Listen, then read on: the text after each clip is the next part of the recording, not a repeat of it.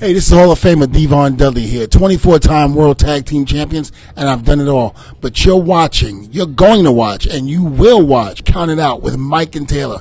You damn right. And if you don't do that, your ass is going through a table.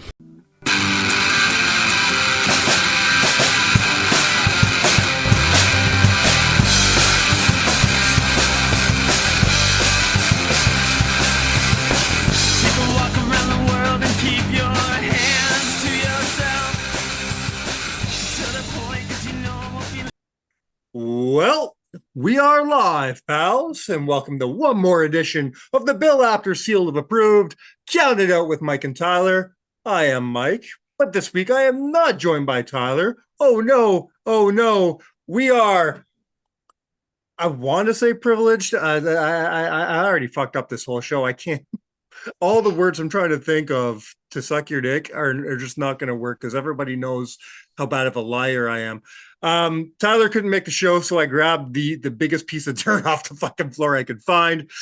I am joined once again by my former co-host. I am not Michael Walsh. Beautiful. If you just like last week, if you listen back to the WrestleMania days, you remember I was on a show called The Lasting Mark, and every single week I sat right next to this pile of fucking dog shit right here that sometimes we call Danny Parkhill. I would call him Danny Franchise because I would fuck up a lot and just use his I would forget to use his shoot name. Yeah. But call him Danny Franchise, call him Danny Parkhill, call him whatever you want. I call him a beautiful man, a sack of fucking man meat over there. How are you, my brother? I'm doing all right, man. I'm doing all right. If for our YouTube viewers, you can see. You're looking. I'm attempting dapper. to grow a beard. Yeah. I'm trying. Right, it's getting mixed reviews. It looks a little patchy in the chin area. I can assure you there is some hair growing there. It's a bit blonde, but I'm working on it. I'm working on becoming a man. And I assure you, prepubescent people, the carpets match the drape. Oh yeah, absolutely. Prickly and just jutted right out. You can't tell which is which. Okay, now before we get going, for old time's sake, I've been saving this because we used to do this on the show. So there we go. Oh, there we are. Very nice. I don't have a beer, do I? Shit. I don't have a beer, unfortunately. I drank my last beer last night. I drank all my fucking brew. No, I ain't got no more. Back in the day, we always used to describe the beers we were drinking in hopes to get a fucking sponsor, and it never worked. Never worked. I'll tell you what I'm drinking today. I'm drinking something pretty good. I as you know, I enjoy a good amber. Of course. And my favorite amber is Big Wheel, coming from local craft brewery here, Amsterdam. Amsterdam, very I guess bought out this beer from Denmark called Faxe Amber. I'll show it here if anyone can see. Okay, it, right? yeah. I've seen that. Yeah, so I've never had it, but I see it. This is brewed in Denmark. It's now going to be brewed in Toronto. Okay. It's now coming over. They bought it. It's coming over here. But this is the last batch. This is the last batch brewed in Denmark. But they pulled them all off the shelves because Amsterdam wants the new shit going out, right? So they pulled a shit ton off the shelf. And one of my closest friends is a beer rep for Amsterdam. So that meant, so the boy hooks me up with shit all the time, right? Every weekend. So he comes over, he goes, "Hey man, I know you like a good amber. Do you want to try this stuff called Faxe?" I said, "Yeah, I'll take a couple cans." He's like, "A couple of cans? Fuck you, you cunt. You're taking a couple of cases."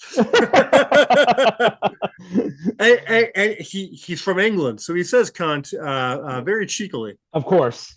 But it's good to have friends like that, both British and bringing you beer. Yeah, I tell him all the time. I'm like, you limey French bastard. I love you for it. Oh, British and French. No, I just don't know my geography. Oh, okay. Yeah. I tell him to go back to Mexico all the time. Matt Suckham knows all about that. There's another poor soul. So, reason for the season, we're going to start off. Elimination Chamber just happened over the weekend, which means we have no more pay-per-views till WrestleMania. We are in a straight stretch to WrestleMania. I want to talk about the Road to WrestleMania. I want to talk about what's going on, what the Road to WrestleMania looks like going forth. And then we'll get to the list. We're going to do our first WrestleMania list of the season. I told you to pick any wrestler, and we would break down that wrestler's WrestleMania matches. And I picked the guy with 9 WrestleMania matches for a list with 7. Thank you. So which are the 2 shittiest matches that he had? Take those out, and you have your list. Podcast solved. You can turn it off. Considering the fact that this came about yesterday, and I do not have time to watch 9 matches, let alone watch anything more than 9 matches. You picked the perfect guy. Yep. And honestly, I thought the same thing because you told me not Undertaker, not Rock. So it's like, okay, they're the 2 that I fucking know. I said not Taker, not Rock, and not Shawn Michaels because we've done Michaels and Taker on the show before. Right. We've done them in previous WrestleMania lists. The Rock, I have promised to our good friend Matt Zuckram. Sounds about right. When Zuckram comes back on, he will be doing the Rock list. I can't take that away from him. So I told you could pick anybody, and I didn't know who you were going to pick. I was afraid you were going to pick Jericho, though because I have a Jericho list almost ready to go that I sort of almost kind of promised to our friend Jeff. So I'm but if you would have said Jericho, I would have just went with it, and fuck that guy. No, honestly, I thought of my favorite workers, right? And my favorite workers are like Undertaker, Rock, Kurt Angle. So so as soon as you said Kurt Angle, I'm like, you know what? Kurt Angle is a great list to do. It's kind of an easy list to do. Like this was not hard to put together at all. To get the order together was like, okay, I got to justify why this match is ahead of this match, or I'm going to I guarantee I'm going to take some heat from my number 6 because a lot of people are going to think it should be a 4 or a 3, and I'm going to have to justify that. Okay. But I'm used to getting heat for the order of my list. I guess that is the purpose of the show, right? Is to give each other shit for your terrible choices in life. Not just in wrestling, but in life. I could do 7 podcasts a week. I could do a top 7 show for every aspect of my life, just to try to work my fucking shit out. Oh, mine would be a fucking docu-series. Are you kidding me? Top 7 reasons why I need a handful of medication to get up in the morning. Top 7 reasons why I wake up crying in the morning. Yeah, my 1-year-old daughter isn't the only one waking up crying in the middle of frig. All right. I am going to bring up the card for this last weekend's Elimination Chamber, which I have not watched yet, but you have. You have the responsibility of filling me in on all the deets of Elimination Chamber this past weekend and helping me mold what the road to WrestleMania is looking like at this part. All right. Well, let's see. We'll start with. So the first question: what did you think of the Elimination Chamber pay-per-view as a whole? Not bad, not amazing, but not bad, right?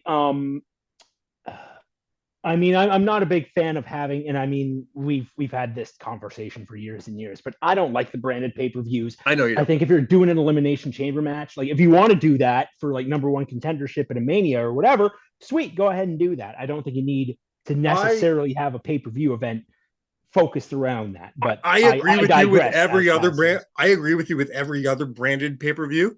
Elimination Chamber is the one that I kind of am like, okay, because I understand why they just don't want to have Elimination Chambers at random pay-per-views. Right. Have an Elimination pay-per-view the same way that they have a Royal Rumble pay-per-view. Right. Now, Hell in the Cell, I agree with you 100%. Yes. Money in the Bank, I agree with you 100%. And even Elimination or TLC and shit like that. I know they're not pay-per-views anymore, but even those ones, leave those for special occasions. Do your gimmick matches for feuds and storylines that need gimmick matches. But the thing is, with most gimmick matches, they're meant for blow-offs and blood feuds. Yeah. But Elimination Chamber isn't exactly for blow-offs or blood feuds because you got like 6 guys involved. So it's to find out who is either going to be a champion or who is going to go on to face a champion, much like the Royal Rumble. So I'm okay with being set in a time of the year. It used to be, for several years, it basically was, okay, so all the people who weren't good enough to win the Royal Rumble, you get to be in the Elimination Chamber, and we find out who gets to go for the second-tier champion. The 6 runners-up from the Royal Rumble. Here you go. Which is basically what we had this year, as Drew McIntyre will now be facing Seth Rollins. That's right. Drew McIntyre will be facing Seth Rollins. And I mean, I'd say this one was pretty predictable.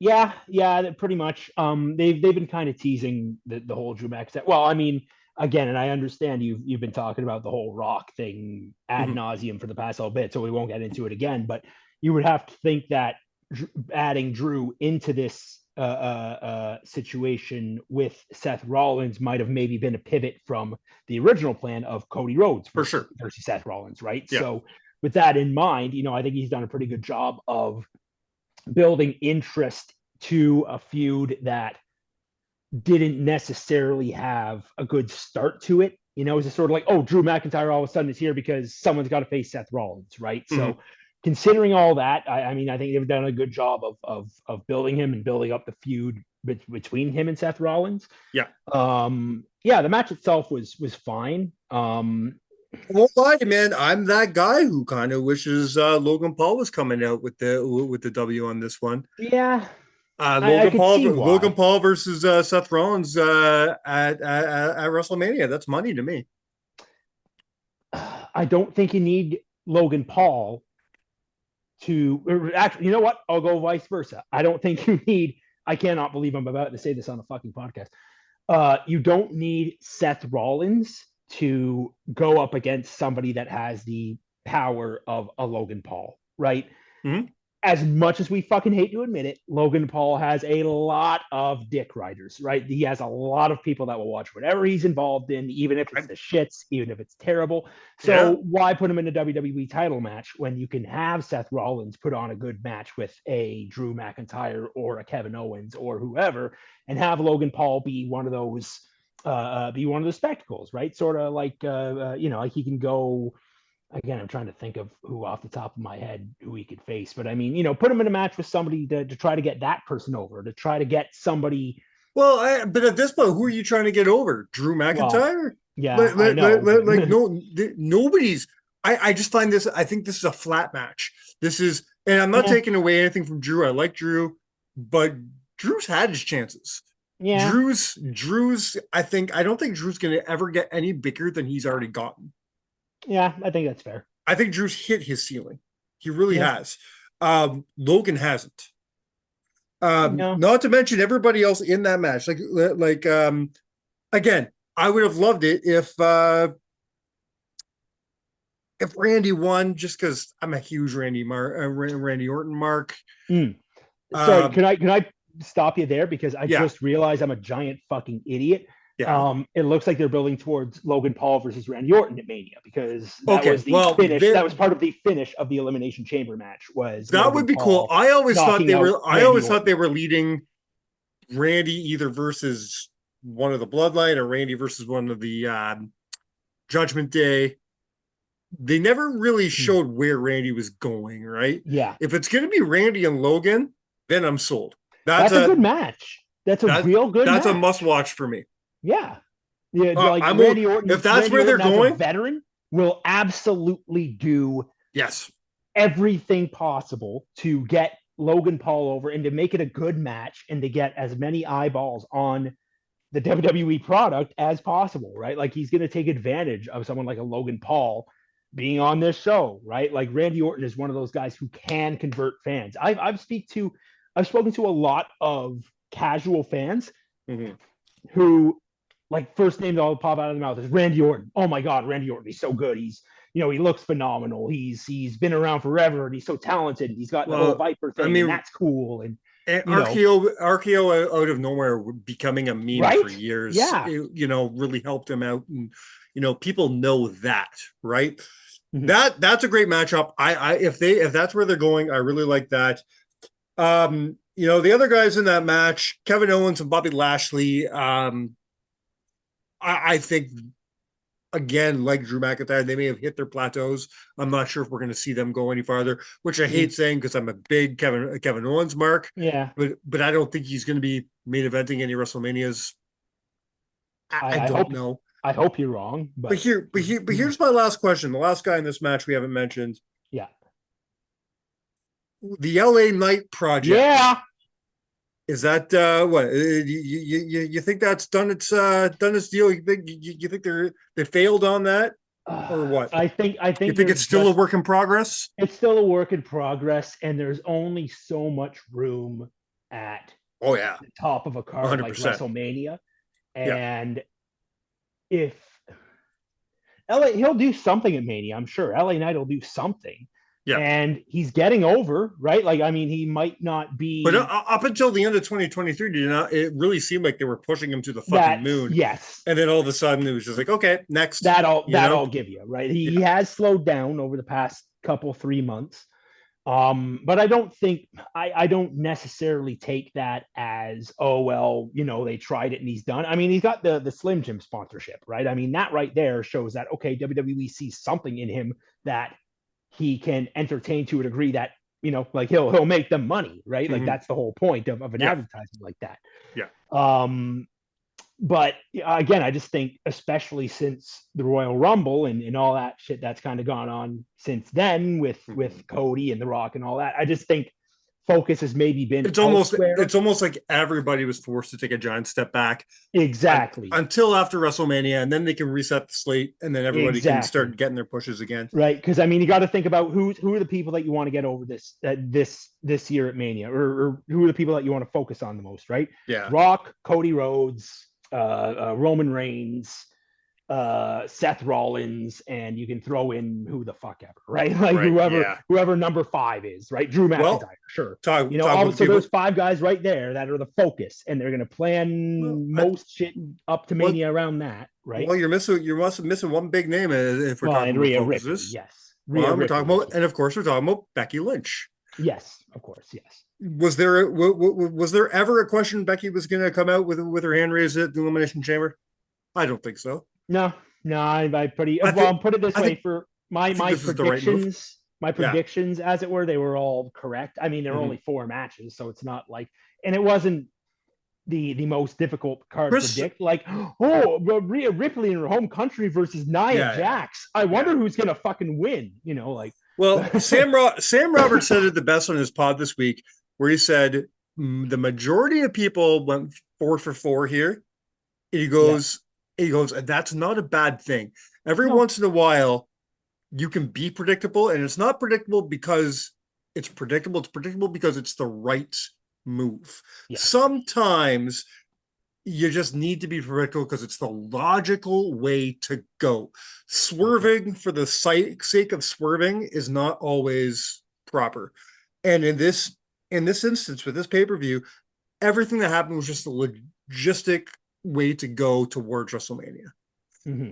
This was, Sam Roberts made up a good point. He goes, with the people on this card, this was a massive card and a massive show for not having The Rock, for not having Cody, for not having Roman Reigns, Seth Rollins. Yep. None of these people were on this card, yet it was still a massive show for them. They appeared, but I mean Cody and Seth. They didn't work, right? They didn't wrestle. No. So yeah. But the star of the show for sure was the hometown girl herself, Rhea Ripley, whom I don't think we can any longer call her a heel. The fans have made themselves quite clear at this point.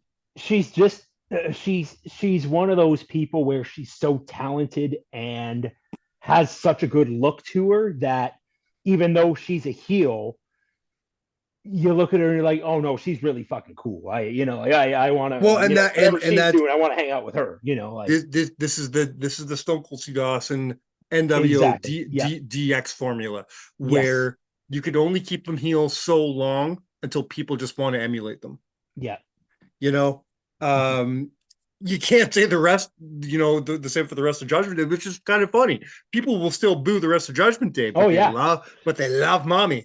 One of the highlights of Elimination Chamber for me, right before Judgment Day versus Catch and Release, wherever they fucking are now, New Catch Republic, Pete Dunne and Tyler Bate. Yeah. Right before that, Dom gets on the mic because he's going to introduce the Judgment Day and all that. The boos, like, beautiful. I haven't heard, like, there was so much heat going on, like just people just yelling at him, and Dominic, like you can't hear him on the microphone over the crowd, and it reminded me of, like, almost, I don't know why this came into my head when I watched it, but like a political rally kind of thing, right? Where like someone's saying something and then someone else like, oh, shut the fuck up, you don't know what you're talking about, oh, like that kind of thing. But it was like an entire country of people saying, fuck you, Dominic Mysterio. And then his mommy got the complete opposite reaction. Yeah. Right? Like, I have said this countless amount of times on this show in the last 2 years. Dominic Mysterio is one of the greatest things in professional wrestling today. He is, and I mean, I know this is said so much now that it's almost cliche. The man is Eddie Guerrero reincarnated. Like, I watch him, and he's it's a like heat magnet. Everything about him reminds me of Eddie Guerrero. The way that he works, the way that he does his promos, the way that he talks, like the way that he interacts with other people, down to the mommy thing, right? Like Latino heat, there's that whole thing, right? Yeah.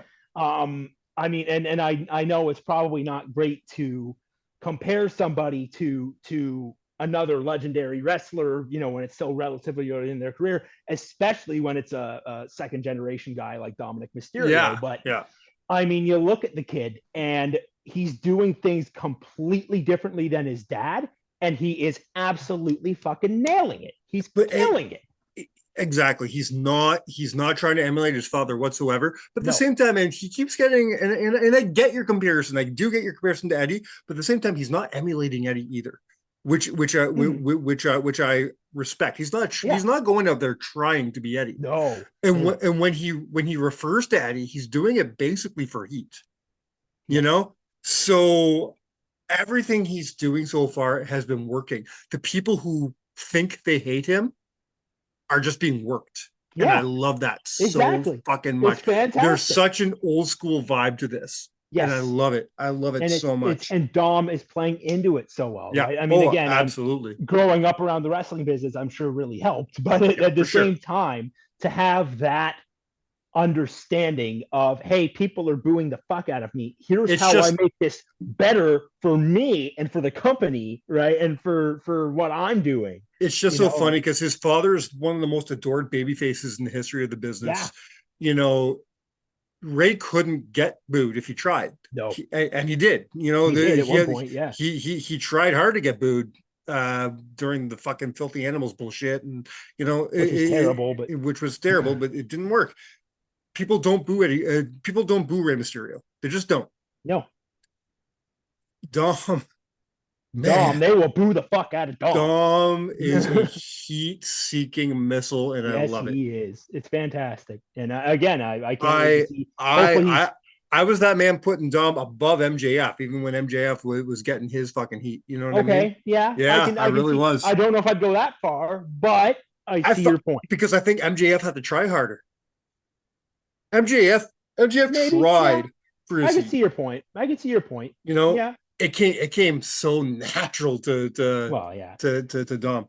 Yeah, that's true. Right now, WrestleMania 4 is looking. Right now, we only have four. Or sorry, WrestleMania 40. WrestleMania 40. We only have 4 matches on card.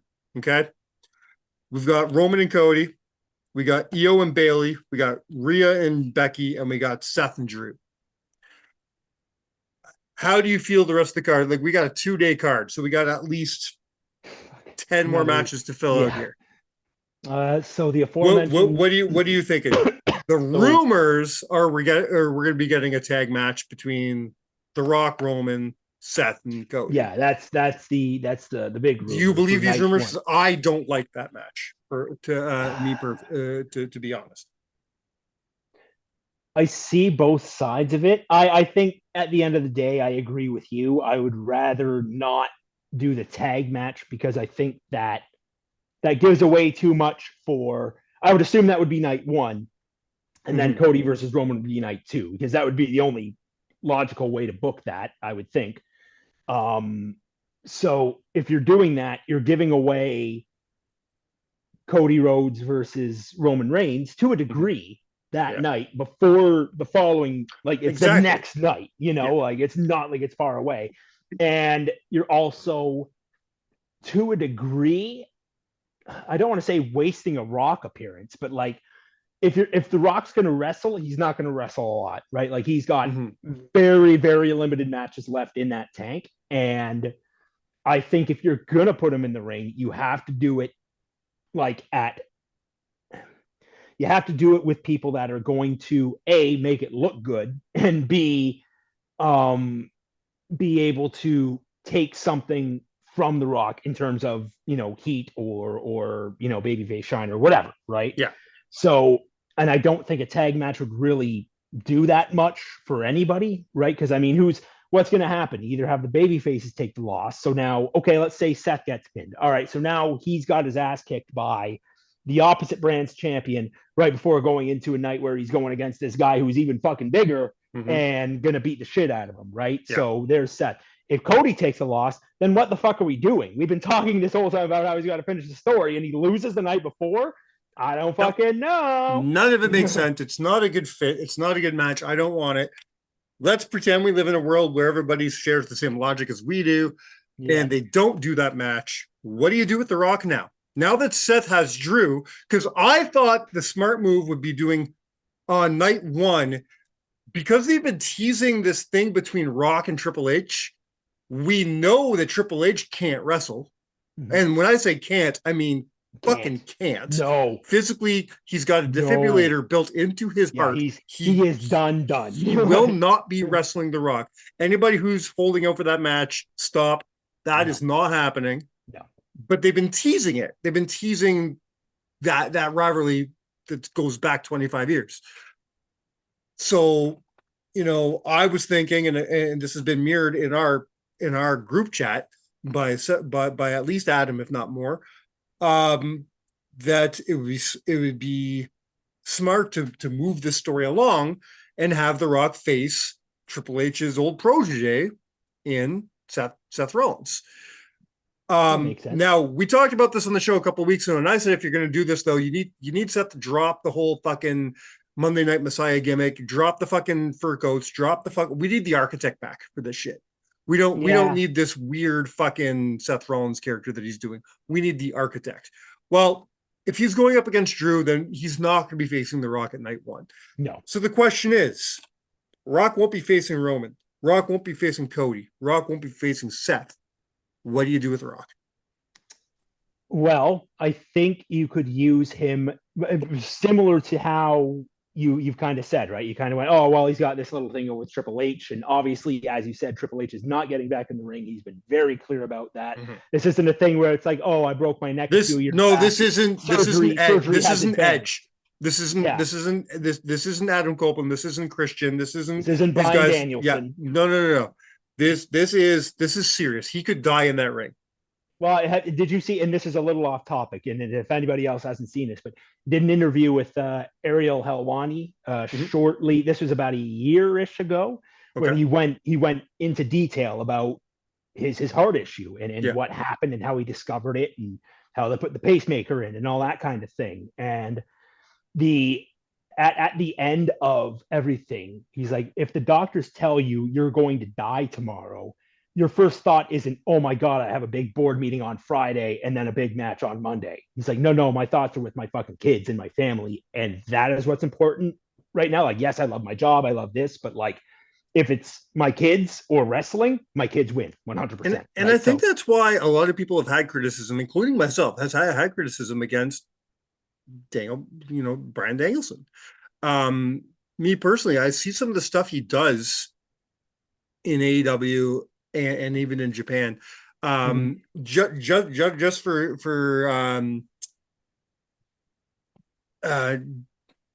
example, the last match I saw with Bryan Danielson was the last New Japan pay-per-view that I watched, where it was his second match against Zack Sabre Jr. Right. Yes. I hate this match, by the way. I despise it. Why? Because they're two fucking morons who shouldn't be fucking. I hate this shit. People want to. What the fuck is wrong with you? It's the same shit we've talked about way back in the Lasting Mark days. That's not fucking wrestling. Kicking each other until you're fucking dead is not wrestling. Did you not watch the fucking match? It was hold for hold fucking technical wrestling 80% of the way. And you know where I got lost? When they sat there kicking each other in the fucking head. And that man already... No, you're shaking your head because... Work? They're working kicks, dude. They were not working kicks. They were not working kicks. They're not smart. They're not smart enough to work kicks. They're fucking idiots. They were not working. Watch that match again. Watch that match again. I certainly will. Hey, you could be a great wrestler. Doesn't mean you're fucking smart. There's some fucking idiots that wrestle. No, I'm sitting next to one right now. I barely wrestle, so fuck you. Listen. Do not tell me they're fucking working kicks. There's this whole thing, this whole culture in going on in wrestling right now where you're like, oh, I'm tough because I can fucking take all these headbutts and kicks and shit like that. And Daniel Bryan's at the forefront of that. And I fucking despise it because that man has children. You're laughing at me. How do you feel about Necro Butcher versus Samoa Joe? How do you feel about that match, motherfucker? Okay, so here we go. Because you told me before that you really dig that match, right? Necro Butcher lands on his fucking head. If Necro Butcher died tomorrow, fucking forehead. If Necro Butcher died tomorrow, I would hold a party, not weep. Daniel Bryan, he's a piece of shit. He's a horrible garbage human. Bryan Danielson has a family. He has children. He has, if anything ever survived out of that dank, rank fucking cock of Necro Butcher long enough to turn into a person, I'm sure it's a horrible person as well. Fuck Necro Butcher. I think and I said this on the show a couple weeks ago, one of my biggest problems is when people, and you and I have talked about this before on the show, when people shit on deathmatch wrestling so much, like, oh well, deathmatch wrestling, that's not wrestling. That's just hurting each other to hurt each other. Mm-hmm. But then they applaud this bullshit. Okay. You know what I mean? I find it's a double standard, and I don't like it. All right, well now you're talking about wrestling fans, though, right? Because you and I, we're deathmatch fans. Listen, right? Some dude taking 17 fucking light tubes to the forehead. Is it art? No, it's entertaining. It's not art. But at least, unless you're David Arquette, no one's going to die. Okay? There's not going to be any long-term repercussions. Justice Payne says otherwise. Nick Gage almost dying says otherwise.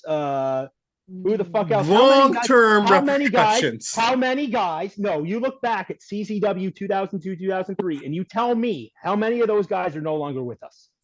Yeah, but that's not from light tubes. it's from suicide. It's from suicide from getting smoked in the fucking head over and over. So if you're going to complain about worked kicks to the neck, that are safe.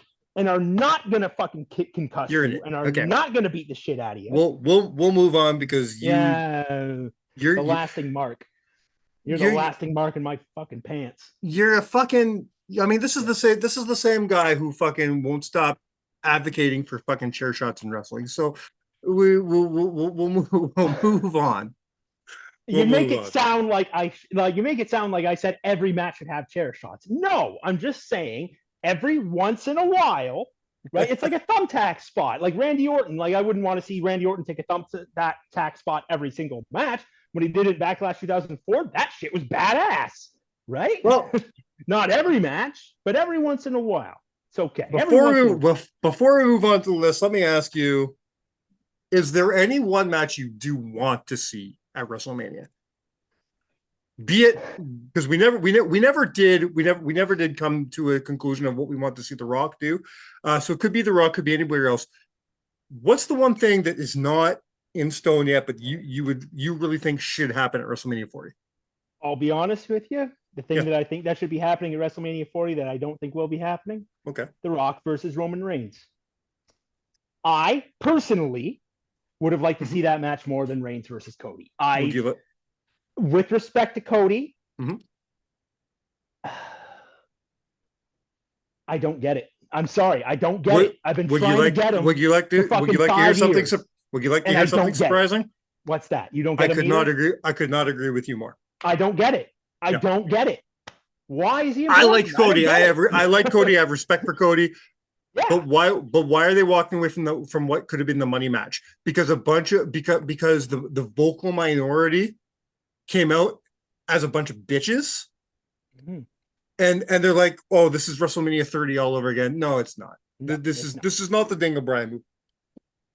That was a much different scenario overall, right? That was a long time of pushing Daniel Bryan towards that spot, and then they gave us blue balls, right? That's the thing. Like, that's the thing. Rock Roman is not Randy Batista. Exactly. Yeah. You know what I mean? The Rock is the biggest fucking star in Hollywood right now. I'm maybe not right now, but I mean, if you compile a list, he's fucking up there, right? Roman Reigns. I mean, he's no Taylor Swift, but he's there. Yeah, he's no Taylor Swift, but he's up there. Roman Reigns is again probably the biggest name in wrestling right now. That's your fucking money match. Yeah. You know what I respect Rock for though. What's that? I respect Rock for at least with Taylor Swift. Taylor Swift is I always see Taylor as the measuring stick because she is without a doubt the most famous person on the planet. Okay, let's probably the most successful person on the planet right now. Let's just be honest about it. That's fair. But at least behind her are several, and I do mean several, high-selling albums. Yes. The only person competing with her album sales is herself. Mm-hmm. You know what I mean? She keeps beating her own records over and over again. Right. Yeah. She's extremely successful with everything she does and everything she touches, and everything is gold. Everything around her is gold. Mm-hmm. So that's great. When you can be that big off success, that's impressive. Yes. What's even more impressive is being able to be that big off of nothing but failure and bullshit. Right. The Rock has so many bad movies behind him. He's got so many like his rap bullshit is horrible. Yeah. Everything he does is dog shit. Yet somehow he's the biggest star on the fucking planet. You have to give the man his flowers, man. That Tech 9 record, I was so excited. Yeah. And he shit the bed. It's like, Dwayne, my man, what the fuck, dude? And again, like Tech 9 was a guy, as far as was concerned, could do no wrong. Tech 9 is one of the most talented, underrated rappers in the history of the game. Sure. So you're thinking, okay, well, there's no way Tech's going to put his name on the line with something that could fail, right? Yeah. My God. Yeah, for those who didn't hear this, The Rock, Dwayne Johnson, he was on a rap song with rapper Tech 9. He did 8 bars. It was just an 8-bar thing, and it was not very good. He wasn't, he was rapping about his energy drink and shit, all the usual shit like, oh, extreme mana, and I'm fucking pumped up, and I'm gonna fucking, all that shit. But it wasn't very good. But anyway, to your point, but the fact that he can have this much success, that he's still one of the top 5, if not top 3, biggest names in the planet with nothing but bullshit to show for it. Yeah. Like his biggest franchise is the Fast franchise. And those movies are horrible. They're not very good. You know what I mean? they're pretty bad. He makes bad movies. If you want proof, ladies and gentlemen, go back in the vault just one week ago and see me and Adam as we just got off of watching Black Adam and we review it. Good Lord, you want to talk about shit. That may not be his worst movie, but it's his worst performance. Okay. Yeah. By far. Doom is probably his worst movie. Yeah, but that's not entirely his fault. But Black Adam is his worst performance. That's fair. Yeah. Really bad. And I love The Rock, man. That man legitimately one of my heroes. Like, but I couldn't agree with you more. The Rock and Roman, when Rock first came out, unexpected in that one Raw, and he just comes out and he goes, "Well, what should I do after Raw tonight? Should I take a seat at the bar? Should I take a seat at should I sit over there? Should I sit over there? Yeah. Or should I take a seat at the head of the table. Right there. Everyone popped. I marked out, man. Everyone popped. It was it. I'm like, fucking A. I think now I don't know what you do instead of this, but I'm not sure they did the right choice by making Cody win the Royal Rumble. Because then it's like, because you have win the Royal Rumble, it's like, okay, well, now he's going to go on a Rock. You go against Roman, you take him away from Roman, and it feels like you're doing a bait and switch, which is what it did feel like. Exactly. I wanted to see Rock versus Reigns more, and I still do, to be honest. I still want to see that match more. Now, we have to admit, Triple H, his creative team, everybody was put in a very hard spot, though, when CM Punk got injured. The pivot that they did to fix both, and I think that was a big factor too, right, was the Punk injury, because I mean, I think you probably would have had Rollins versus Punk 100%. But the way that they were able to I think it would have been Rollins, Punk, and Cody. We would have had Rollins, Punk, and Cody, that would make sense. And then Reigns and Rock. Yeah, which I'm down. Let's do that. I think that's where the real money was. Yeah, and I agree with that. But anyway, it's just, again, man, I understand that I'm probably in the minority here. I don't get the whole Cody thing. I mean, again, he's very talented. I like him. He's a classic babyface. People love him. Everybody we get a couple every generation, right? But Cody has a real old school babyface feel to him. Mm-hmm. Yes, I think he really does. He's got that. I don't like to compare him to Hogan, because he's not Hogan, but he's got that Hogan feel. Yeah. He's got that Bret Hart feel. I understand that classic babyface that we haven't had in a while. You know, when was the last real babyface that felt like Cody Rhodes? It's been a while. Well, I mean, in terms of like how they were pushed, or in terms of like their gimmick, even just character, like real white meat baby face. In a very long, Lex Luger probably is the first that comes to mind for me. I wouldn't know that far back. Bret Hart since Lex. Well, maybe Foley, Mick Foley. Yeah, Foley. Yeah, for sure. Trying to think of anyone else. It's a great character. Well, I guess you could go Cena. Well, you see, that was my thought too. But I thought, Cena, he wasn't really an all-American guy. He was like Cena was a different feel altogether, and they didn't and he wasn't invited in by the audience as Cody has been. Yes, that's fair. You know, Hogan was invited in. That's right. Lex. I don't know why you brought up. I don't know they tried to get him invited. I don't know why you brought up Lex. Well, no, because they were back when he was getting pushed. That was the whole Made in the USA Lex Luger. That's what they wanted to do, is they wanted to make him the next Hogan, right? He just was terrible. Cody is now what his dad was in his prime. Dusty was a man of the people, and that's what Cody is now. Because Cody comes out. Cody's the man. This is how they make money off Cody. The best stuff Cody does is when they turn off the camera. Cody comes out at the end of Raw. You know, all right, Baltimore, what do you want to talk about? Yeah, and he does his thing. Last night on Raw, when they turned off the camera, when they went dark, he went out and he did a gender reveal for two fans in the front row. You know, this is what's enamoring Cody. This is you say you don't get it. This is why I do get it. Okay. Yeah. But I also understand why you don't get it. Yeah. You know what I mean? I know where you're coming from. I can see why they booked it the way that they booked it, right? Like it makes sense to go the way that they did. It's not like they fucked it up. Again, how they pivoted given what presumably their plans were as to what they are now, the pivot that they made was excellent. You know, they couldn't have really done that a whole lot better. But, I mean, I don't know. If it were me, I'd like to see the opposite. But I do hope they find something interesting to do with The Rock. I don't want them just to be in Roman Reigns' corner and that's it. I agree. I hope they do something, but I don't know. We'll see. With that said, let's move on. It is time to talk about a man that could have been the biggest white meat baby face on the planet, Right. But no, sir. He was probably the most booed man on the planet for a while. He was our Olympic hero with his 3 eyes and his oh man. Back in the late 90s, was there anybody you loved hating more than Kurt Angle? Like what a great heel he was at this point in time. You know what I mean?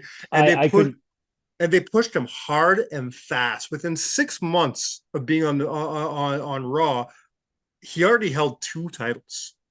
He was the Intercontinental Champion and the European Champion in his first 6 months. That's right. And I believe he was the World Champion within a year. Yes, that's right. He would have won it. Like, just ridiculous. No, so I think it was a year and change. I think it was Unforgiven. A year and a bit. He won his first world title. Right, he beat Austin for it. But that believe it or not, folks, the man only won. The man only competed in 9 WrestleManias. Mm-hmm. Off the top of your head, can you think of what his win-loss record might have been? Let me think here. Okay, so the first Mania match that he was in, are we counting that as 2 matches? That's important knowledge because WrestleMania 2000, right? It was because it was 1 2 belts. It was Intercontinental title, and then they but it was 1 match. No, that's 1 match. Okay, so if you want to call that's it one match. Okay, I call it, cage match says otherwise, and I say fuck you. But anyway, I mean, but it's 1 match. Not really, though. Not really. That's really hard, man. So you're saying he has 10 because because it's a problem because this fucks my list up. I'm being a dick. It's 1 match. It's 1 match. All right. I'm just splitting hairs for the sake of splitting hairs. I mean, it doesn't matter because let's count that as 1 loss. Yeah. Let's do the man a favor. Okay. All right. So that's do the man a favor and give him 1 loss. He beat Benoit. So that's 1-1. 2002 was against Kane. He lost against Kane, I think. 2003 was Lesnar. He lost. 2004 you're was wrong. Guerrero. You're wrong, by the way. He beat Kane. He beat Kane? Okay. Yeah. He lost against Lesnar. So that's 2. He lost against Eddie Guerrero. He beat Shawn Michaels. He lost in the triple threat with Mysterio and Randy Orton. 23. What do you do at 23? All right. I didn't think you were going to get all Rain Man on me. So let's just pull the Band-Aid off. Yeah, okay. Kurt Angle is 3-6 at WrestleMania. Okay, yeah. And most people would be like 3-6. But who gives a fuck, right? Yeah. When you can have matches this good, he's got what I call the Triple H syndrome. Triple H has more losses than he has wins. Yeah. So does Shawn Michaels, I think. But that's a good question. I don't think so, but he's probably maybe 50. About, yeah. But as long as your matches are amazing, who gives a fuck? This isn't MMA. It doesn't matter whether you win or lose. As long as people are talking about your match afterwards and why they're talking about your match. Yes. And that was criteria for my list. I'm gonna have matches you can be like, well, that was a really good match. Why is it not higher? One of the criteria for my match is what did it do for Angle? Okay. Who came out looking great after the match? Whether Angle lost or won, it doesn't matter. Who came out saying, who were you talking about after the match? Right. If it was his opponent, then maybe it's going to be down near the bottom of the list. Okay. You know what I mean? Where if it was Angle you're talking about later on, then, we're talking about Angle higher in the list. Right. And that is why there's not a single bad match on my list. I don't think, yeah. I think he only had 1 subpar match, and that was against Baron Corbin. Yeah, that's pretty fair. So there's not any bad matches on my list. So for those of you who are tuning in to listen to hear us talk about how Baron Corbin versus Kurt Angle is the best WrestleMania match of all time, I'm sorry to disappoint. We'll be doing that here. So anybody says, that match is at your number 7. Number 7's still fucking good because it's Kurt Angle. It's Kurt Angle. What I mean? Because it's Kurt Angle. But I'm going to start number 7 with a match that is really good, but because of the length of the match, it wasn't very long.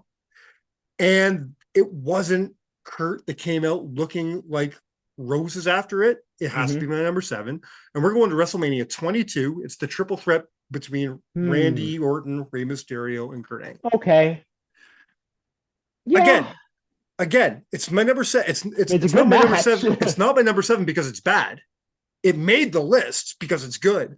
Yeah. But, you know, 2 matches had to get knocked off. This wasn't one of them. That was Rey's match at the end of the day. That was Rey's match. Yeah. Kurt wasn't even in the finish. It was Randy who took the pin. That's right. You know what I mean? So you don't even think of Kurt when you think of the finish of that match. That was Rey's match throughout that. And again, this is going to be a bit of a subject throughout this list. Once again, Kurt went in as champion, left without the championship, but didn't get pinned. Yep, or submit.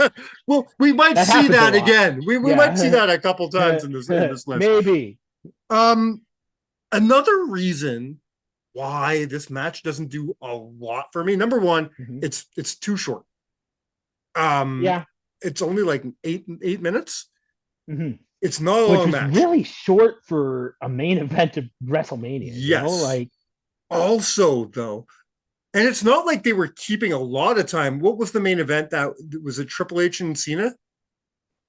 That's 22? Yes. That match itself was only like 20 minutes. So it's not like they were keeping time for the main event. I don't know, man. Here's my other problem, though. I don't know if you're going to agree with me or not. This is my personal opinion. I think WrestleMania 22 is kind of a lame WrestleMania.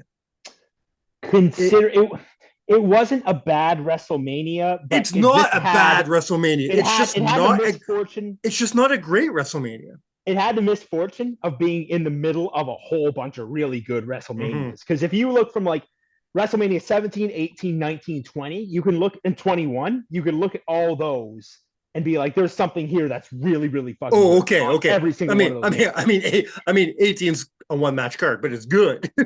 Well, yeah. One match. 18's a shit WrestleMania, though.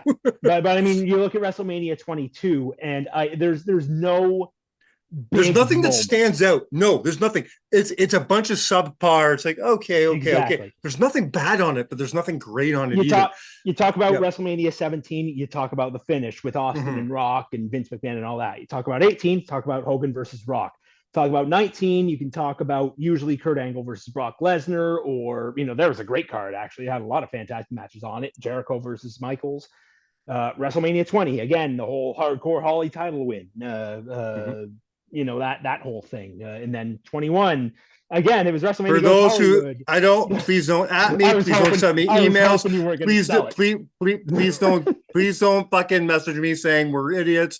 I'm not going to explain it. There's a long inside joke about Bob Holly winning the championship at WrestleMania 20.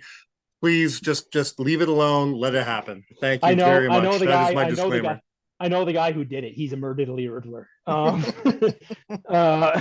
Anyway, but yeah, you get my point. That WrestleMania 22 was kind of in between a whole bunch of WrestleManias that were really good for different reasons. Yeah.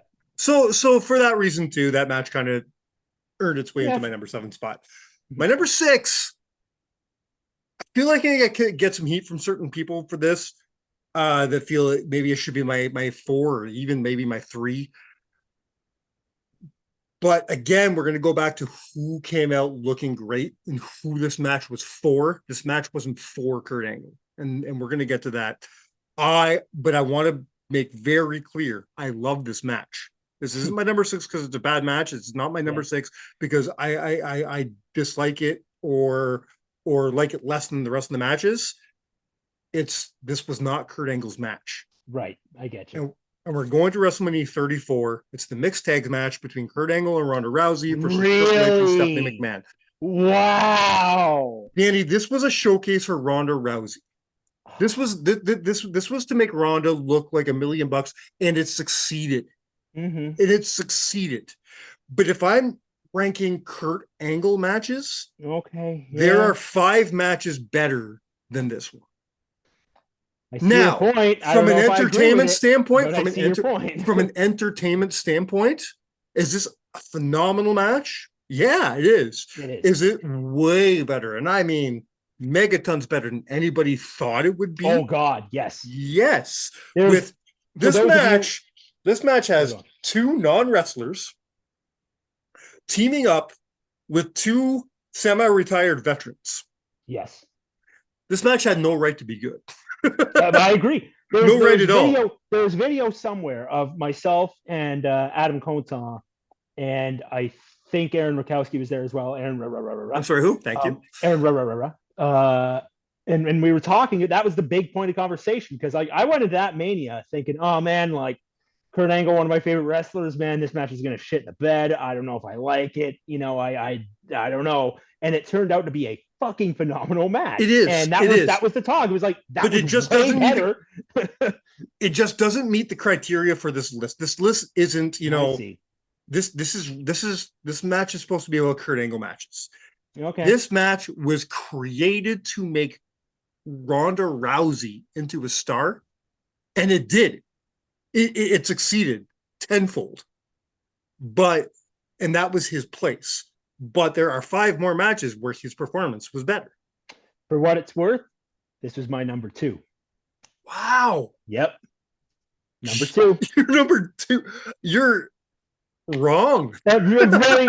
It was a close number 2. I mean, okay. To be fair, I do have to rewatch some. I try my best not to judge people, but I'm judging you.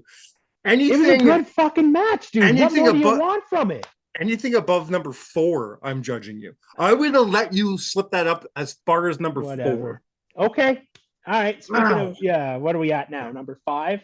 We're going number 5. Baron Corbin versus Kurt Angle. Oh, Baron Corbin ran over, and Kurt did such a good thing for putting him over. Nate, it's all about Kurt. Yeah. Bitch. Yeah. Right. Go. Yeah. Number right. 5. Number 5. No, Baron and Kurt is my number 2. My number 5.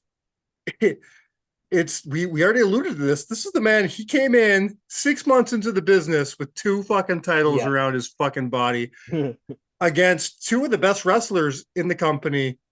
This is a triple threat match between, or no, it's not a triple threat match. It's 2 matches. I'm so confused. It's 2 matches. This is a continental title match and a European title match. They happen consecutive to each other. There were no entrances between. So this is a double title match with 2 falls. That's right. And it's between Kurt Angle, Chris Jericho, and Chris Benoit.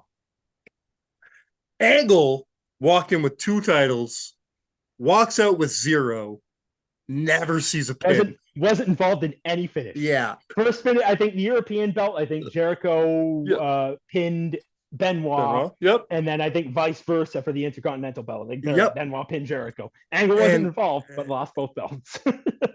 It was beautiful storytelling. Yes. All 3 men put their shit in. All 3 men told their stories. All 3 men looked awesome. I wish I could have put this match higher than number 5, but there's just 4 matches that are better. Yeah. But you know what I mean? But as far as, you know, his first WrestleMania match, this is him going, and I mean, I've only been here for 6 months. I'm coming in and being like, this is my first WrestleMania, and what am I going to do? And this is what he does. Yeah. This sets a tone for his career. In the business, really, for only a matter of months, right? Because you got to think, like, he only really started training late 98, early 99 with Dory Funk and all that, right? So, you know, he was maybe a year and a half into the business at this point, and he's working with 2 of the greatest workers of that era and of all time, frankly. Of all time, yeah. Yeah, and he helped. Not only did he hold his own, like it worked fantastically, right?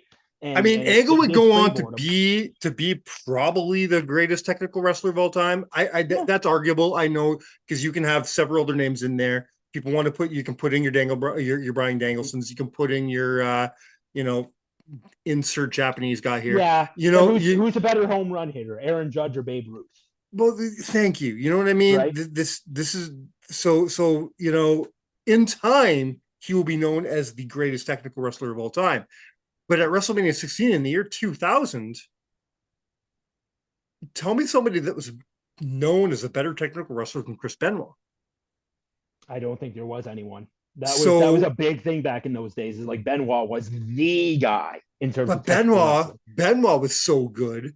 Benoit had that same thing that Bret Hart had, that no matter how good of a technical wrestler he was still able to go up and wrestle against the guys who weren't technical wrestlers. And let's be honest, Chris Jericho is one of the greatest performers of the history of pro wrestling. Technical wrestler, he is not. No, right? Fair. Okay. Yeah. I mean, he might be the man of 1,004 holds. Yeah. He's a great wrestler, but he isn't a collegiate style catch as can wrestler. So you're looking at this match as one of these things ain't like the other, but Jericho's a fucking chameleon. Oh God, he's fantastic. Jericho can put himself into any position, and then Benoit is able to work with anybody. Yep. And then you have Kurt Angle, the rookie. Here's the fucked up part about this. He's the best wrestler of the fucking three of them. Angle is the rookie in this match.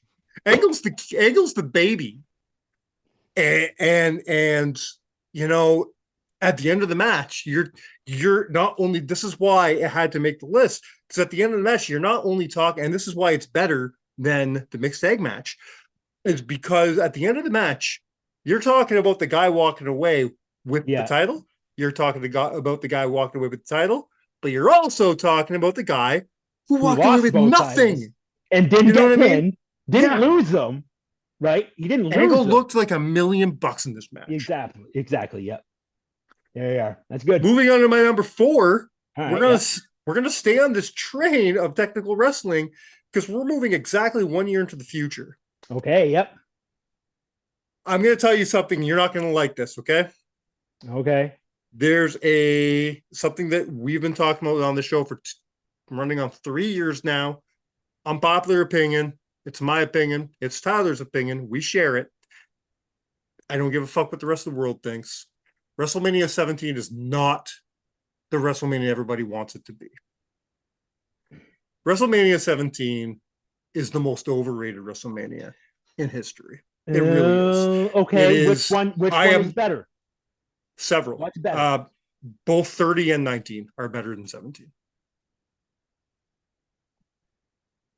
30, I can see an argument. 19. I love 19. And just to get heat with Tyler, WrestleMania 8 is better. Oh, fuck. Oh, no. Nobody except for Adam thinks that. No. WrestleMania 8 is my favorite. Oh God, you're anyways. Anything pre WrestleMania 10, with the exception of 3. 3 was really good. I am not going to talk shit about WrestleMania 17. It's not a bad WrestleMania, and I'm never going to call it a bad WrestleMania. I'm just going to say that it's over romanticized. That's a spicy take, my friend. And it's a take that we've been very staunch about on the show. We've talked about it several times. Both Tyler and I are ready to die on that hill. You're going to die on something, all right, motherfucker. With that said, there's a lot of matches on this card. This is pure Attitude Era. So there's a lot of matches on this card that they're not exactly wrestling matches. Of course. Then you have this. Yes. This was a wrestling match. My God. Without a doubt, this is the best actual wrestling match on the card. Yes, I'll agree with that for sure. And it's Kurt picking up his first WrestleMania win. That's right. Against Benoit, who at that time was arguably who's known as the man. Time. Yeah. Yes. Benoit has already had so many amazing fucking matches. Benoit still. Here's the funny thing though. By now, I can't remember. Has Angle held a title yet? The world title yet? No way. No. Okay. He would have won his first belt a few months later. Yes. Okay. He's close. This would have been late March, early April, WrestleMania 17, and he would have won it in September, I believe. Think about this for a minute. Angle's still practically a baby. He's only been in the business for 1.5 years. He's a few months away from being a champion for the first time. Okay. Mm-hmm. Benoit's been in the business since the late 80s, like he's like early 90s, like he's been around. He's been around the block, like long before his WWE. He was doing things Mexico, ECW, WWE, Japan. Yep. You know, he's been around long time. He's still 3 years away from becoming a champion for the first time. Let that sink in for a minute.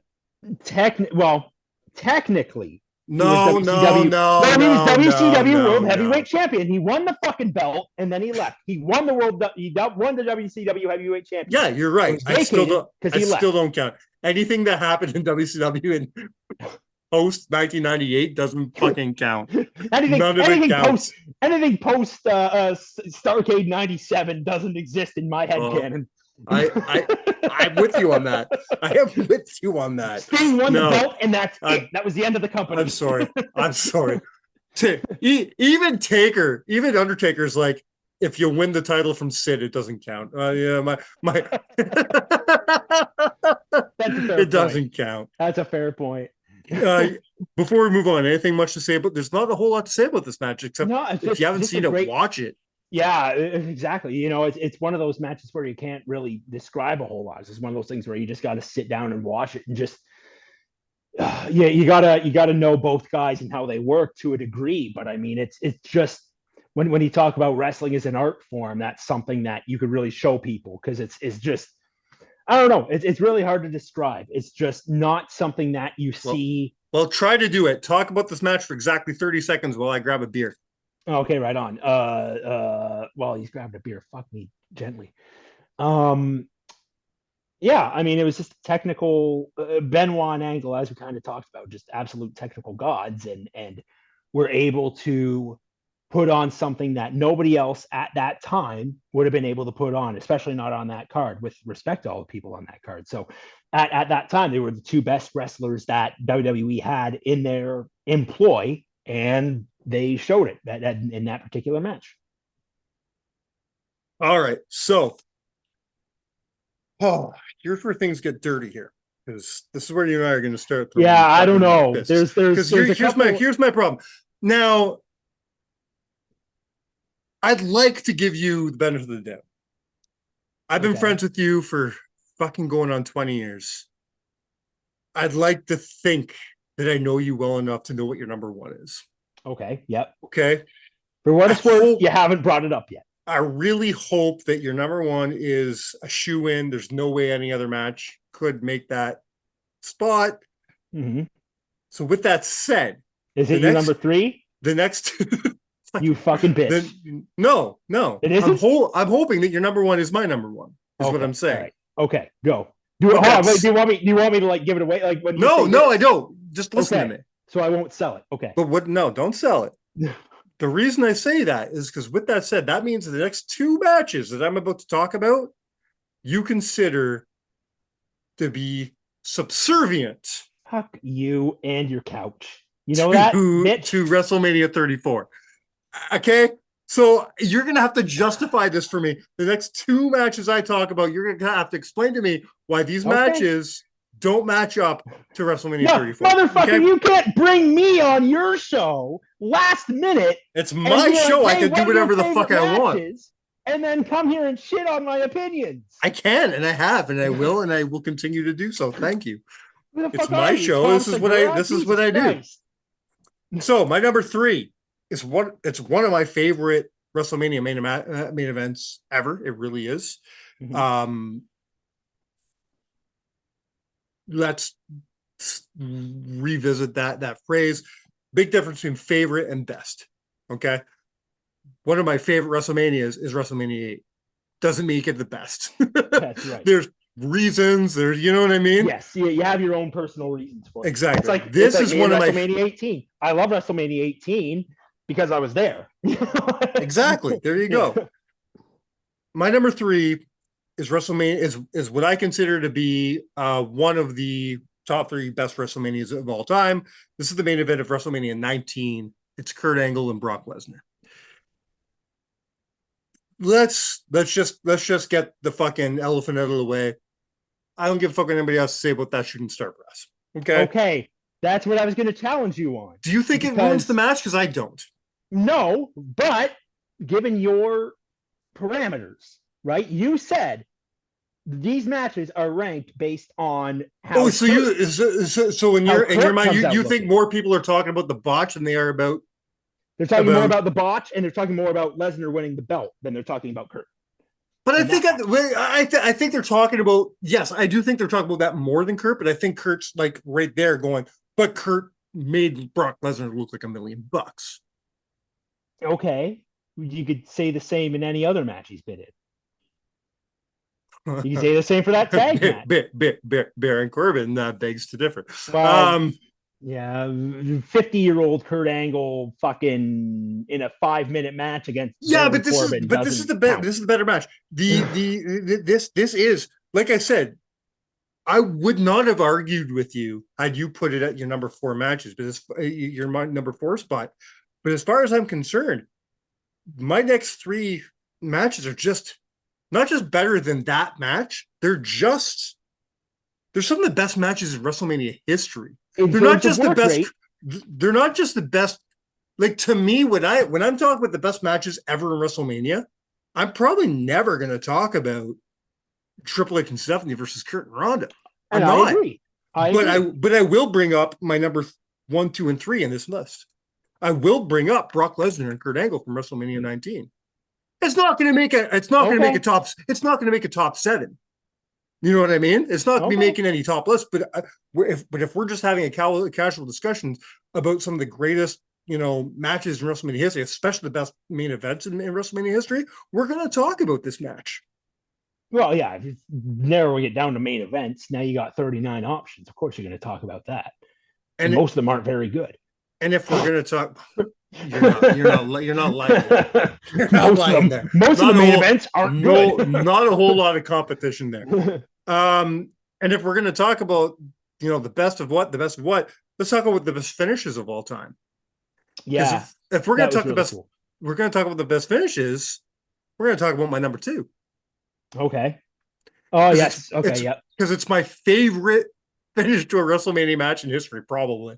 I'm surprised this is number 2 for you. Really? I'm surprised. I thought you would know what my number 1 is. I know what your number 1 is, but I did not think this would be higher up. Yes. Okay. My number 2, I thought was a shoe. It was a given. We're going to one of the most emotional nights in WrestleMania history, WrestleMania 20, when Kurt Angle took on Eddie Guerrero. Eddie is going in as champion after beating Brock Lesnar a few months prior. And I think most people thought Kurt was going to get the better angle in this match. Or better of Guerrero. Better of Guerrero, yeah. Well, I mean, that was what they were going for, right? It was because Guerrero had just won the belt the month before from Brock Lesnar, right? He just wanted no way out. So the whole thing was, well, I mean, sure, you won the belt, but now you're going up against Kurt Angle, and he's fucking Kurt Angle, right? Like, I think they're thinking, Kurt lost the title to Brock, right? And then Eddie beats Brock. Right. So now the story basically is, I couldn't beat Brock, so I have to beat the guy who beat Brock. Right. Yeah. Beautiful storytelling in this match. Eddie Guerrero, one of the greatest of all time to hit those ropes. Yeah, we've already one of the best storytellers ever. And that boot spot is one of my favorite WrestleMania moments. And Kurt sold it perfectly, right? Because he sold it like motherfucker. Like, I had him, he had him in again, for those who haven't seen the match, finishes, Angle has Guerrero in the ankle lock. Guerrero kicks off his boot, leaving Angle just the boot, and then there's more to it though, because he basically sold an injury, right? Well, yeah, his ankle was hurt. He made it look like Angle really hurt him, so he started loosening his bootstraps to make it look like I'm hurt. Then Angle put the ankle lock back on. But now the boot's half off, so he's able to slip out of that boot. Angle's got nothing but boot, and the rest is history. Roll up, 1, 2, 3. Beautiful storytelling, man. And I love it so much. Didn't hurt Kurt Angle, right? Because I mean, it's you got Eddie Guerrero over because that was his whole thing: lie, cheat, and steal, right? So boom, there it is. He stole another victory. Kurt, he still looks like $1 million because he beat the shit out of Guerrero. Like he had Guerrero dead to rights, right? He hurt his ankle. He did everything right. Just, Guerrero just happened to get out of his boot and roll up. Guerrero outsmarted him, and that's what Guerrero did. Yes. Yeah. That's you thought this would be my number one. No, I thought this would be lower on your list. I thought it would be okay. So I thought you would have his match versus Jericho. Really? Okay. On there. Yeah. As opposed to whatever your number 7 was. I forget. So we're working towards my number 2, and you're thinking number 2 is going to be fucking Kane. And Eddie's not even on the list. I thought that was number 2. Sorry, I thought you did 3 already. I thought that was. Sorry, go on. What's number 2? So that was number 3. What's number 2? Jesus, we're the Jericho one. We're officially on my number 1. We have done the list. Number 1. Eddie was number 2. Okay, yeah, that's what I thought. Yeah, but you were surprised when I said it was my number 2. Yes, I didn't think you would put the Eddie Guerrero match that high up. Really? Okay. Yeah. But I don't hate it necessarily because it was a really good match. Again, no matter what, really go wrong. But no matter what we say about this list, can we agree on one thing? Oh, I think we can. WrestleMania 21 is the best match Kurt Angle's ever had. The best match ever, motherfuckers. Fight me. I don't care. Okay. You know who's not going to fight you? Kurt Angle said on his podcast that this is the greatest wrestling match in history. Now, personally, I agree. I think it's the greatest match ever. And that's not me. But fuck, that's a hard argument. Oh, fuck. It's so good. Like they had everything in this match. If you love the storytelling of a match, right? If you just love, two, guys getting in each other's face and beating the shit out of each other. If you love technical wrestling, if you love high flying, if you love, Kurt Angle doing a fucking moonsault off of shit and missing and having it still look perfect. This match had everything. It had absolutely everything. It made both guys look like $1 million, even though Angle went over in the end clean with an ankle lock. Which was the right move, by the way. The right man won in this. Sean didn't need this win. No, he didn't. No, Sean was in a part of his career where Sean no longer needed to win at WrestleMania. Yeah, Sean was already Mr. WrestleMania. Sean, I think now Sean goes on a very long losing streak at WrestleMania. Sean does not need WrestleMania wins anymore. He's going to go on to lose against John Cena. He's going to go on to lose against The Undertaker 16 times. From that, I think he only ever won one other Mania match against Flair. He would have beat Flair at WrestleMania 24, but he would have lost to Cena. Oh, Flair. Yeah, he would have lost to Cena at 23. He would have beat Flair at 24. What about McMahon? Taker. What about McMahon? Oh, that was 22. That's right. Yeah. Okay. So he beat McMahon, right? Yeah, that's right. Yes, he did.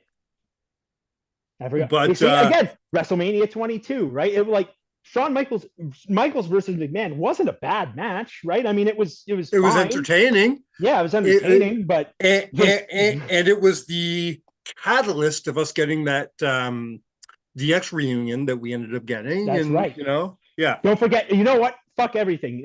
Shawn Michaels versus Kurt Angle is the greatest wrestling match of all time. That angle led us to the greatest wrestling match of all time. Shawn Michaels versus Vince McMahon and God. You remember that shit? Backlash? I fucking hate you so much. God was in the wrestling best match. Part of that entire and he angle. did the job to Shawn Michaels. The best God part job to Michaels. The best part in that entire angle is Vince McMahon walking into a church, putting holy water in his mouth and doing the Triple H spit. That's right. I remember that shit. And people nowadays like, oh my God, Vince, how many fucking, how terrible of a person is he? He's like, motherfucker, he's been writing himself into storylines like this for 20 fucking years. He's been putting it in our face now, myself included, we're like, holy fuck, how did we not know? He's been trying to low-key tell us for fucking 3 decades that he's a complete piece of shit. Like we were just like, it's a storyline. Stacy Keibler's vagina is in my face. I have Trish Stratus barking like a dog. How much more obvious do I need to get? I'm finger fucking Trish Stratus in the middle of the ring while my comatose wife watches me. I am trying to fuck my daughter. Oh my God. Right? That was a real storyline, kids. If you don't believe me, no, it was a turn down storyline. It didn't happen. Yeah, it was not a real storyline. It was a suggested storyline, yes. which Stephanie pretty promptly shot down and said, "No, I'm not going to be involved in an incest angle with my father." But or brother, because that was plan B. Yeah. Going back to Shawn Michaels. Yeah, sorry. Shawn Michaels. I know it's almost cliche to say at this point. Let's just say it: the greatest WrestleMania performer of all time. Yeah, I think. I mean, is there an argument? Really? I can't think of any other one performer that has had as many excellent WrestleMania performances. So how is it that you know we're going to go ahead and say that this is Angle's best WrestleMania match, possibly Angle's best match. And as far as you're concerned, it's the best wrestling match. It's my favorite match of all time. But when we talk about the best match ever is subjective. But when we talk about Shawn Michaels, we go straight to the Undertaker matches, don't we?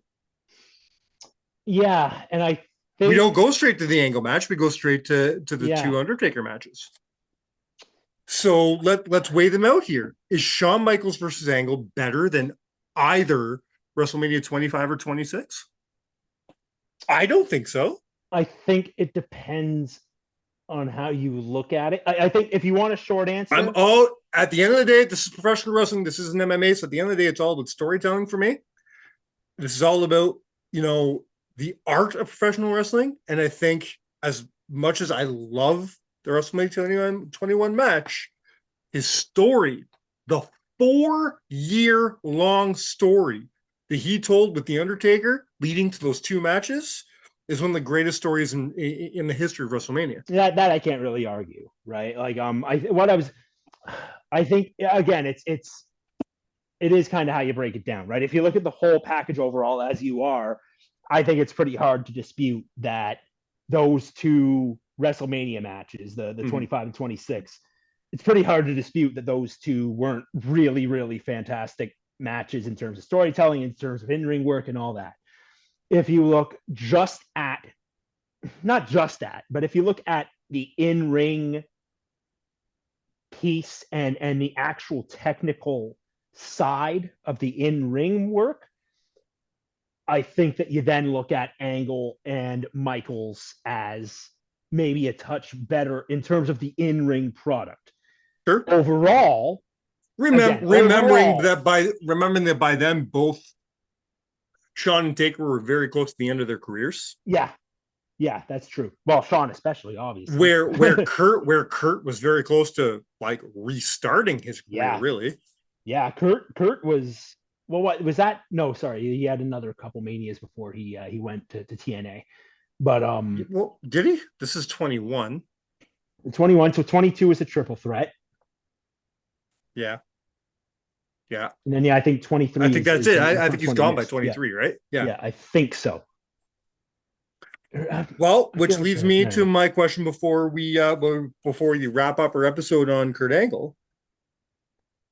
In 2006, Kurt Angle leaves WWE and goes to debut with TNA.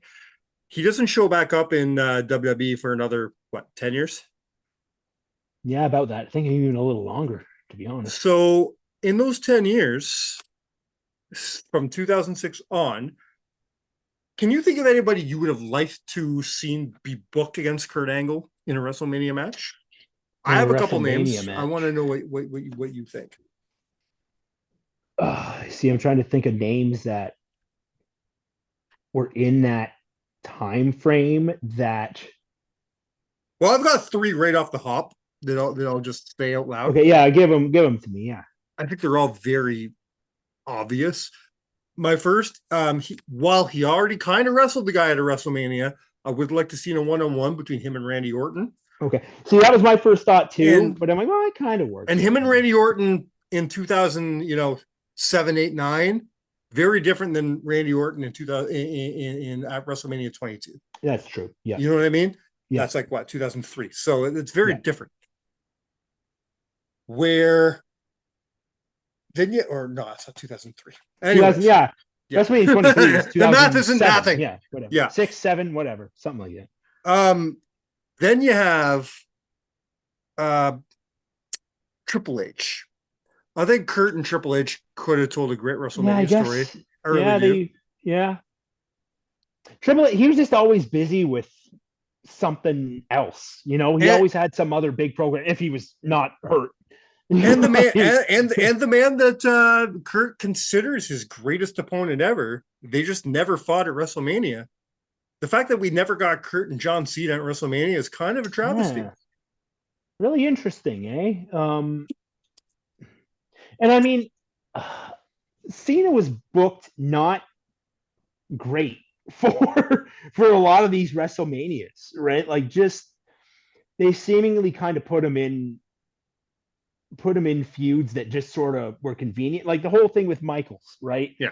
Again, it wasn't. Well, that was because that was supposed to be Triple H, exactly, and then it kind of got rewritten. Yeah, but then they did Triple H the next year anyway, and it's like, well, this fucking sucks anyway because they didn't need to do Triple H versus Cena in the first place. So why do it now? They could have done something like a Kurt Angle where it would have done more, I think, to at that time heighten Cena, right? Because Michaels and Triple H, respectfully, at that time, they didn't want to put fucking shit over. They wanted to put themselves over. So sure.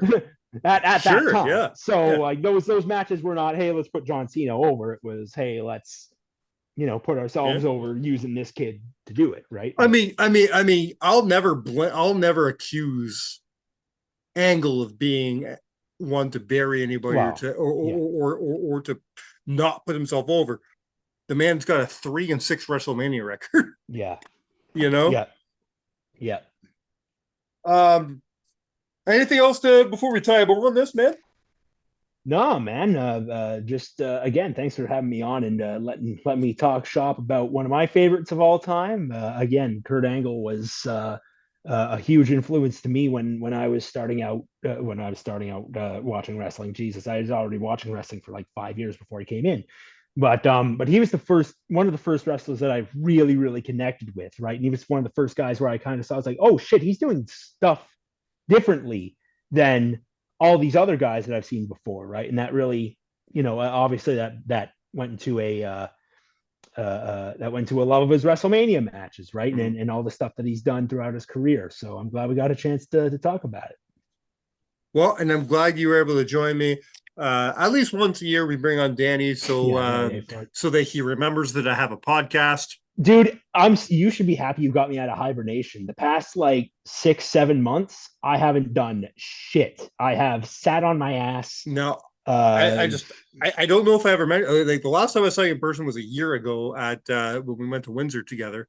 Yes. And I don't know if I mentioned it at all during that weekend. Mm-hmm. But I have a podcast, and my good friends listen to it on a regular basis. So just so you know, I wanted to bring you on to let you know that my good friends listen to my podcasts on a regular basis. Motherfucker. I'm just letting you know.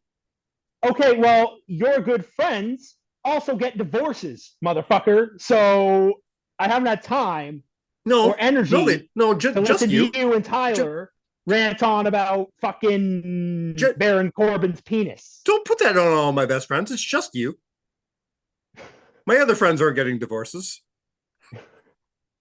Your other friends aren't married for the most part. Hey, that's bullshit. They almost all are. Well, Tyler just got married, right? Or has he gotten married yet? Not yet. But you are wishing divorce. You are wishing divorce on Adam. You are wishing divorce on Jeff. You are wishing divorce on Matt. You're like, all your other friends are getting divorced. Nobody has divorces. It's just you. You're such a piece of shit. You brought up. You want to tell me how you're a single dad again, or nothing like that, or? I am a single dad. I'll have you know. I provide for my kids. Oh yeah, it's 11 p.m. Do you know where your children are? Yeah, they're at my ex-wife's house. I told you last night. No. Right this moment, no, I don't. Well, we're going to have to do another fucking road trip soon. I'm hoping to get you down for Money in the Bank. Right in my backyard of Toronto. The last time you came to Toronto for a show, I think was SummerSlam weekend back in 19. Yes, that's right. Actually, no. Was I there? No. Yes, you were. We didn't go to SummerSlam. We went to NXT. That's right. Yes. But that's not the last time you came down. The last time you came down, we went to Rebellion, the TNA pay-per-view. Right. And which was the same year. Yes, that's right. Yeah. And that was a lot of fun too. We got the most I saw you in a year. That's the most I ever saw you in 1 year. Yeah, I know. Well, fuck, man. Well, whatever. That's not for the podcast, but it's been a year, my friend. It has been a year. We're gonna remedy that this year. Let's do that. Hopefully we'll do something in July. With that said, on behalf of our good friend, not Michael Walsh, sitting over there all sexily on his couch like that. With my Biggie Smalls t-shirt. I love the shirt, by the way. Absolutely love the shirt. You and I, you know what? You know what we're going to do? One of these times, we're going to have an offshoot show. We're going to just do a show. You're going to come on. We're going to put wrestling aside for one show. Nobody wants to fucking hear that. No, Tyler and I have been talking about this for years. He and I are going to do a top 7 Tragically Hip show.